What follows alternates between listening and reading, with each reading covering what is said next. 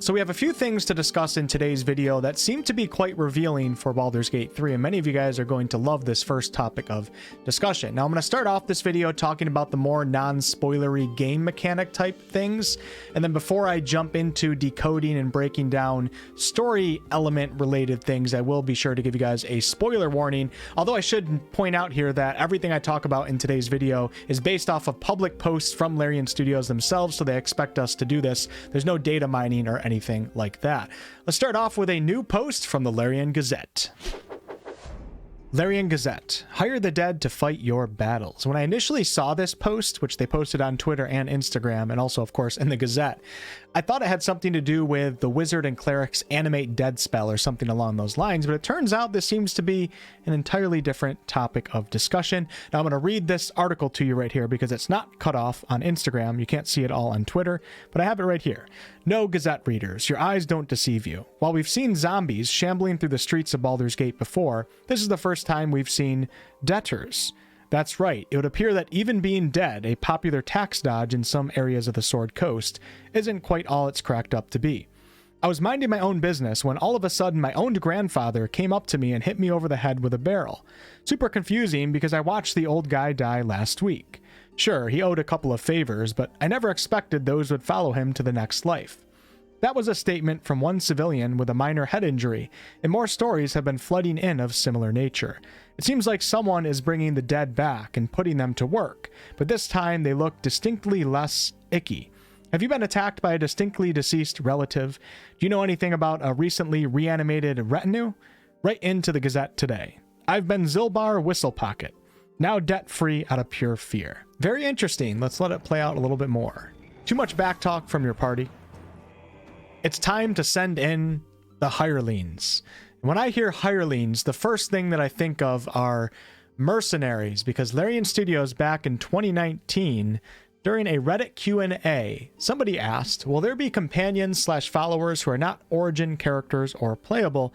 And Larian's response was, yes, you will be able to recruit mercenaries. So when they say hirelings, I feel like that's an evolved concept of what they initially planned to be mercenaries, and it makes me think that we will actually be able to have a custom party of 4 without doing the workaround with running multiple instances of the game. But let's play it out a little bit more because there's more to talk about. And you can see all 4 party members right there. I mean, just how could it not be like that? Unless they're like pre-made characters that you can't change. And then we have this little scene right here with Withers. Dost thou require a new ally, or mayhaps a resurrection instead? Question mark.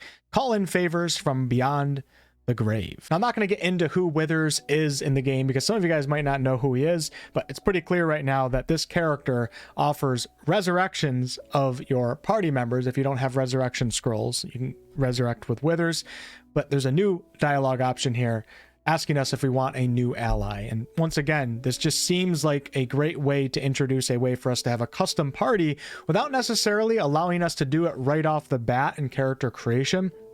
And even though, hear me out, even though I would be absolutely fine with being able to do that right off the bat, I do think it's kind of cool if Larian does require us to kind of go into the game a little bit to build our party, so we don't start in the tutorial with a 4-player party.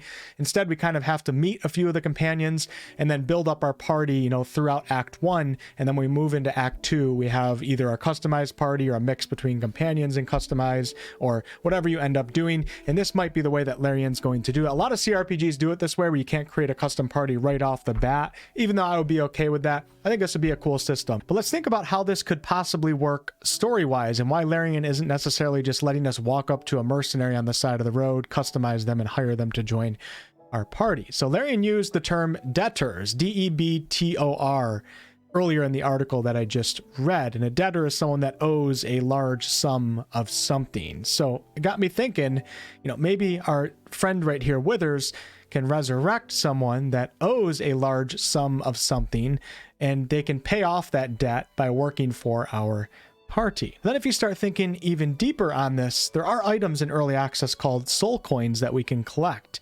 There's currently not really any use for them, and soul coins are coins that have a soul contained within them, and they're used in the 9 hells as currency used by devils to buy different things and power their large war machines.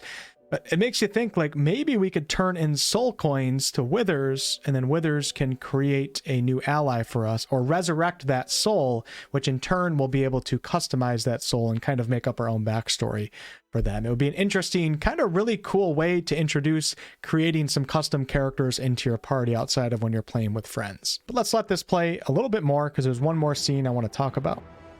And that is this scene right here. And you can see the player scrolling over these different portraits right here. And underneath it says call in favors from beyond the grave. So I'm assuming that these are like different selectable portraits for when you want to hire a new ally, when you want to revive a new ally for your party. But I can't imagine these not being customizable, even though this kind of gives off the vibe that they're like pre-made characters. Maybe you click on one and then you get to customize. They start you off with like a pre-made selection for people that don't want to customize. But I don't know, it'd be really underwhelming to not be able to customize these characters. Who knows though? I mean, I guess they could be pre-made characters that only stay in your party for a certain amount of time. I don't know. I'm leaning towards these being customizable. Now, since we're here and you see these portraits, let me pull up what the portraits currently look like in early access. And you can see on the left side of my screen right here, these are the portraits that we currently have, you know, straight on shot, almost looks like an in-game screenshot of characters. And then Larian appears to have maybe reworked and improved the portraits. And these actually look a lot more old school, kind of like the original Baldur's Gate games a little bit, with different character poses. They look a little bit more artsy and not really as screenshotty. So this is pretty cool as well. I hope that we do get some improved portraits. And I think a lot of things in terms of the user interface and how things look are going to be quite different when we actually get to version 1.0. And then there's two quick scenes to end this particular bout of news here. We got a little thunder wave by the Hireables, and then it ends. So let's move on to our next topic of discussion. And this time we're going to go back to one of the recent posts on the Barbarian and what happens when you reach level 6 as a Wildheart Barbarian. When that happens, of course, you get to choose a class passive and aspect of the beast. Now, the Honey Badger was, of course, already revealed to us, and if you are poisoned, charmed, or frightened as a Honey Badger Barbarian, your Barbarian will rage. We don't know the details on that exactly yet. Is it going to be reaction-based or how it's going to work? We're going to have to wait and find out. Now, the rest of the beasts are, of course, blurred out here, but the most obvious guesses would be to guess the creatures that are already part of the Wildheart Barbarian that you get to choose at level 3 for a different subclass specific feature, and that is the bear, eagle, elk, tiger, and wolf. And Larian seems to do things in alphabetical order, and these just fit really good. So I'm going to go with like a 90% certainty that these are actually correct. Now, the bear in 5th edition tabletop, even though this might not translate over to BG3, if you choose the bear at level 6 as a totem warrior barbarian, your carrying capacity is doubled and you get advantage on strength checks. If you choose eagle, you can see further, and dim lighting will no longer impose disadvantage on your wisdom checks. If you choose the wolf, you'll be able to track creatures better, and you can move in stealth at a normal pace. But let's guess the cool creatures here. And thank you to people in this community in the comment section of my most recent video, and to Zyphiel on Discord, who gave me some great ideas here. And the first guess is going to be chimpanzee. It fits really good with the font that I'm using here. It would be a really cool aspect of the beast, but at the same time I feel like gorilla would be better, but gorilla won't fit here alphabetically in the spot that it should. So we're gonna go with chimpanzee for right now. Great guess out of you guys right there. And then we have crocodile, which would be really cool. I'd be very curious to see what the passive benefits of the crocodile are. And then below this, nobody actually guessed, so I had to come up with something for this. And what I came up with is a large list of animals that kind of fit into that 6 to 8 letter range. And my first guess here is going to be owlbear, because owlbears seem to be going through a bit of a transformation in Dungeons and Dragons, as we see druids wild shaping into owlbears, not only confirmed in Baldur's Gate 3, but also in the Honor Among Thieves movie. So it seems like owlbears are starting to become beasts as opposed to monstrosities.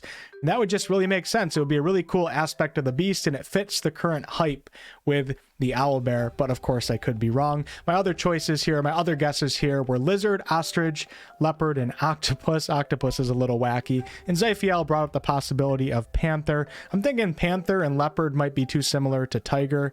Maybe not, but owlbear is my primary guess right here. And for our final aspect of the beast, several people brought up wolverine and warthog. Now, warthog, unfortunately, doesn't fit alphabetically because WA comes before WO if Larian's actually doing that. So I guess I'm going to have to go with wolverine. That would be a pretty, pretty cool aspect of the beast, similar to, you know, your honey badger, like a really vicious animal, and they could come up with something cool for that. All right, moving on to a couple more, and I would say that we're getting a little bit more into spoiler territory, but it's really not that bad. It's more so just kind of guessing at future characters that will show up in future places that we might visit. We don't have full confirmation, so it's up to you if you want to leave. Let's go ahead and talk about it. So a lot of you guys might have noticed in a lot of these Larian Gazette articles, a crossword puzzle appears. Right here, we can see that it says, oh, my camera's blocking a little bit of it. It says Tiefling right here, and then above my head, Laez, which is, of course, Lae'zel, and then we can't tell what really anything else is fully. Now, on the top, it says Teth, and the first thing that comes to my mind is, of course, the nation of Tethir. Let me bring up my map right here. We have the city of Baldur's Gate where my mouse is, and if we go down past the nation of Amn, we end up in the nation of Tethir, which is south of Amn and north of Kalimshan. Now, Tethir is important because in Baldur's Gate 2, you go to Tethir and you go to the Tethir Forest, and in this particular map, it's labeled as the Wildheart Forest, but just pretend that it says the Tethir Forest, and in this forest is the hidden city of Saldanesalar, which is where the main antagonist of Baldur's Gate 2 was from, and feeling that this is either telling us that maybe we'll be going here, maybe that's a bit of a stretch, or maybe Larian's just kind of, you know, giving us some tie-ins to the original Baldur's Gate games, and we're going to read a lot about Tethir. No idea, but it's interesting that they put it on the crossword puzzle. It really makes you start to think it has to have some importance in Baldur's Gate 3. Now, the E on Tiefling brings us to another word, a mysterious word, but not that mysterious because this clearly seems to be a D right here. That appears to be a W, and then that could certainly be an I right there. And what do you all think of when you see EDWI ... When you think of the original Baldur's Gate games, the first thing that of course comes to my mind is Edwin. And Edwin is a lawful evil human conjurer red wizard of Thay. And if you've been keeping up with my Sunday lore series, you would know what the nation of Thay is, and you would also know what the red wizards are. And Edwin is a companion in the original Baldur's Gate games. And considering that we already know that Minsk and Boo, well, probably Boo, Minsk and Jaheira are confirmed to be recruitable companions in Baldur's Gate 3, this would make me think that Larian would probably have to introduce some of the more evil-aligned characters from the original games to satisfy that player base, and Edwin would be a fantastic choice here. Now, this doesn't confirm Edwin, first of all, at all, but it also doesn't confirm that Edwin would be a recruitable companion. Maybe Edwin's in the game just as an NPC character. Not exactly how that's going to work, but I should point out at the end of this video, we're going to actually get a little bit spoilery. After this next section, we're going to talk more about Edwin, so make sure to stick around for that if you're interested. We're going to talk about Minsk and Boo's Journal of Villainy, which talks about where Edwin could currently be if it's actually canon. We're not entirely sure, so stick around to the end of the video for that, but I'm going to stop right now because that is actually a spoiler where we talk about a certain part in early access and then relate it to a D&D book. Now, the word below this, where you guys can't actually see, let me turn off my webcam, and of course I'm just completely guessing here, but the first thing that comes to my mind would be Neera, Neera. And Neera is a half-elf wild mage chaotic neutral companion from the original Baldur's Gate games. But you know what would be really, really funny and clever is if it was Noober, Noober. And some of you guys are going to know who Noober is from Baldur's Gate 1. And I gotta say, Noober is the most annoying character in video game history, the most annoying NPC in existence, and Noober solely exists to test the patience of characters that meet Noober. And if Larian Studios had like a great grandson of Noober show up in Baldur's Gate 3, it would be such a fantastic Easter egg, but it would also just be so much fun, especially for players who don't know who Noober is, just trying to figure out what the heck this NPC is doing. I would love it so much, and that would be super fun. Moving on, but bringing up a screenshot that I talked about in my most recent video. We're not going to talk about where this location is. We're going to instead zoom in on the billboard right here, the poster board, on this particular poster, which appears to be advertising a carnival of some sorts. And thank you to the 9 or 10 people that commented on my most recent video that brought up the idea that this could be the Witchlight Carnival. And after doing some research, I'm leaning towards it also being that, which would be so much fun to experience in Baldur's Gate 3. So let me bring up the wiki page right here, and shout out to the wiki. I will leave a link to this article below. It's not a long article. I'm just going to quickly read over it. So the Witchlight Carnival was a plains-faring carnival originating from the Feywild. And those of you guys that watched my Planes of Existence video, you guys would know what the Feywild is. It was a whimsical fair of dizzying sights and wondrous attractions that visited numerous planets across the prime material plane once every 8 years. So if that poster is actually an advertisement for the Witchlight Carnival and it comes once every 8 years to the material plane, I feel like there's not a chance that we wouldn't actually be able to experience the carnival. Why would Larian put that poster up if that was actually the case? And scrolling down, when packed up and in transit, the Witchlight Carnival was entirely contained within a caravan of wagons pulled by horses and foxes. There was a known Fey crossing in the carnival's fairgrounds, which connected it to the domain of Prismere. And a Fey crossing is simply how you would get from the material plane to the Feywild plane of existence. You would go through a particular Fey crossing, and these Fey crossings do exist in this particular carnival. So if we are to visit this carnival, maybe we're also going to be going to the Feywild itself. The Witchlight Carnival was owned and operated by two Shadar Kai named Mr. Witch and Mr. Light. And Shadar Kai, for those of you that are wondering, are basically like elves of the Shadowfell plane, while the Eladrin are the elves of the Feywild. Now, these entrepreneurs grew up together in Gloomrot, a city in the Shadowfell, before entering into business together as carnivaliers.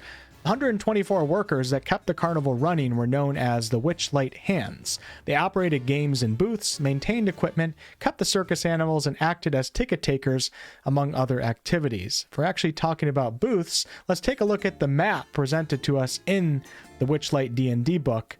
And you can see right here, we have the Mystery Mines, Snail Racing, the Hall of Illusions, Pixie Kingdom, Carousel, Silversong Lake, the Dragonfly rides, and many other really fun looking carnival activities. And you know, with this whole Fey theme to it, so this would just be so much fun to experience in a video game, and maybe also bring us to the Shadowfell, or bring us to the Feywild plane of existence. A few more things I want to quickly highlight are that when the Witchlight Carnival arrived at a world, it would set up outside a large population center. One of the first cities that comes to my mind when I think of a large population center is, of course, Baldur's Gate. And also, the Witchlight Carnival was originally owned and operated by an Eladrin named Isolde, or Isolde. And like I mentioned, the Eladrin are the elves of the Feywild, while the Shadar Kai are the elves of the Shadowfell. So if this carnival is actually a place that we get to visit, if that sign is an advertisement for the carnival, I'm leaning towards us actually getting to go to the carnival, which would be so much fun. But at the same time, I'm just thinking, like, there's so many places that we might go to. How could Larian actually do all this? And for this last part, we're going to talk about Edwin once again. If you guys are worried about this being a spoiler, then thank you so much for watching this video, and I will catch you on the next one. Give you a second to leave.